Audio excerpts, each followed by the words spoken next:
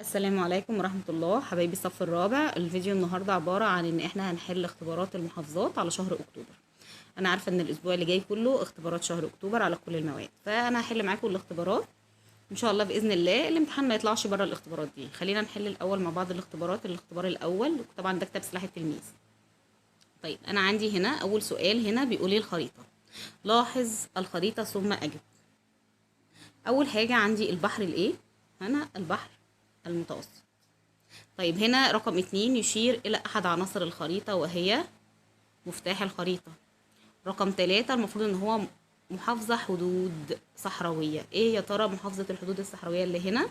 محافظة جنوب سيناء. جنوب سيناء. طيب السؤال اللي بعد كده بيقول أكمل العبارات الآتية. لون في علم مصر يدل على السلام وهو اللون الأبيض. أصغر المحافظات المصرية مساحة وهي دمياط. انا والله انا ببقى نفسي اكتب، بس انا الفكره كلها يا ولاد ان انا لما بكتب على يعني انا بصور من الموبايل، الخط بيطلع زي ما انتم شايفين، فانا مش عارفه انتوا هتترجموا اللي انا كاتباه ولا لا، فعلشان كده انا مش بحب اكتب يعني. لكن انا هقول لكم الاجابات تاني بالراحه. رقم 1 اللون اللي هيدل على السلام هو الابيض. اصغر المحافظات دمياط. طيب رقم 3 الجامع الموجود على شعار محافظه القاهره وهو جامع الازهر. الأزهر الشريف. طيب السؤال رقم 3 اكتب صواب أمام العبارة الصحيحة وكلمة خطأ أمام العبارة غير صحيحة. لرسم خريطة تفصيلية لجزء من مصر فإنك تعتمد على الصور الجوية. ليش معنى الصور الجوية؟ عشان الصور الجوية هي اللي بتساعد إن احنا نرسم خرائط أوضح. طيب رقم 2 بيقول عدد محافظات الحدود الصحراوية 4. لا طبعا غلط. ليه غلط؟ عشان هم عددهم 5. يجب علينا تحري دقة المعلومات قبل نشرها. طبعا. يحد مصر من الناحية الشرقية البحر الأحمر. طبعا. طيب هنا بيقول رقم 4 اختر الإجابة الصحيحة مما بين القوسين. المصدر المعاصر، معاصر يا ولاد، للأحداث يعد مصدر برافو أولي. يمكن تحديد موقع مكان ما على الطريق بواسطة الGPS ولا الصحف ولا التلفزيون ولا الراديو؟ الGPS. يتوسط علم مصر ولونه أصفر ذهبي، يا ترى إيه هو؟ العصفور ولا التمساح ولا النسر ولا الثعبان؟ برافو عليك، النسر. طيب هنا بيقول لي أجب عما يأتي. وضح أهمية قناة السويس الجديدة. وضح أهمية قناة السويس الجديدة، إحنا هنقولها إيه يا ولاد؟ أول حاجة ازدادت أهمية موقع مصر في التجارة العالمية بعد حفر قناة السويس الجديدة عام 2015. يبقى الإجابة هتقول إيه؟ هنقول إيه؟ زيادة أهمية مصر في التجارة الدولية. 2 اكتب تفسير واحد لأهمية المصادر الأولية والثانوية. تفتكروا ايه الأهمية للمصادر الأولية والثانوية؟ هنقول المفروض الإجابة هنا اكتب تفسير واحد لأهمية المصادر الأولية والثانوية. هنقول ايه؟ هنقول للتأكد من صحة المعلومات السابقة، او لتاكد من صحه المعلومات عموما. هو انا اي حد هيديني معلومه المفروض ان انا اعتمدها كده على طول؟ لا، المفروض ان انا بتاكد منها. يبقى انا للتاكد من صحه المعلومات. تمام. وهنقول ايه؟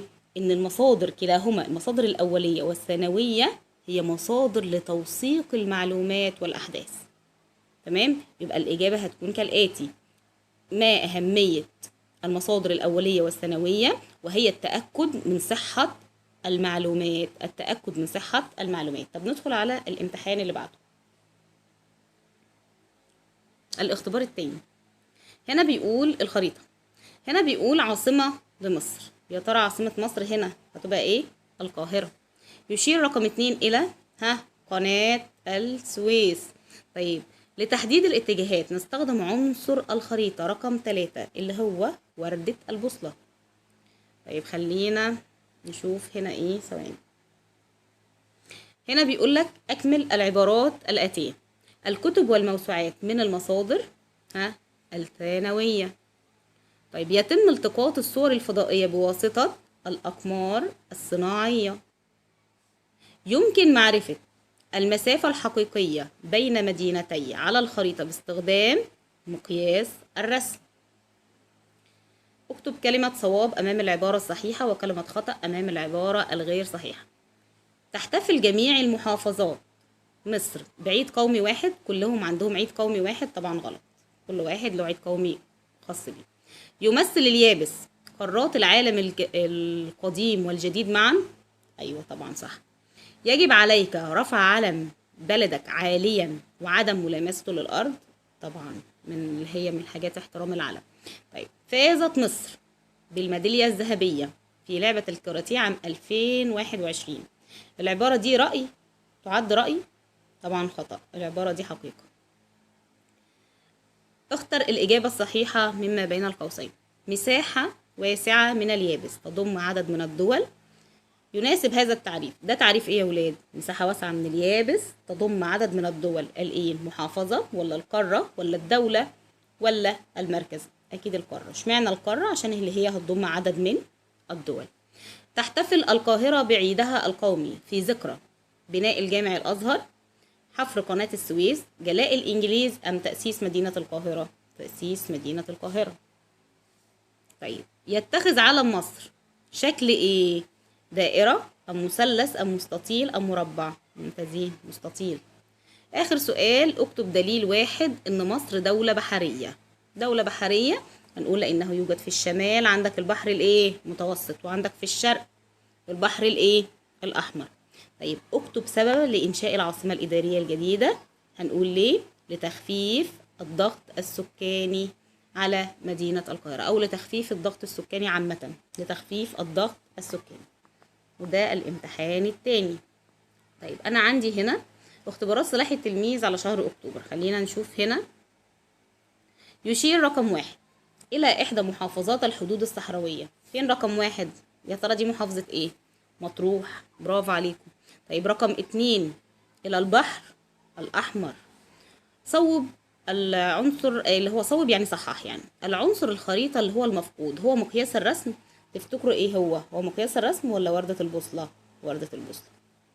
طيب، هنا بيقول أكمل العبارات الآتية بكلمات مناسبة.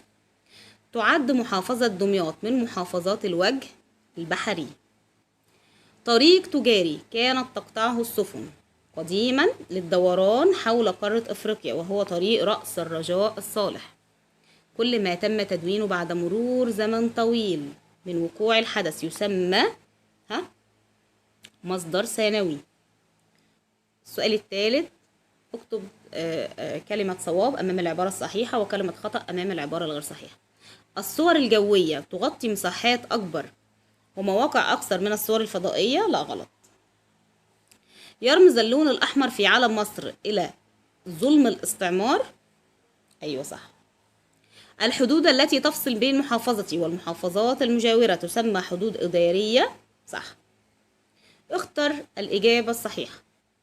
تربط قناة السويس بين البحر الأحمر والبحر الميت الأسود المتوسط العربي. الإيه؟ المتوسط. حفرت قناة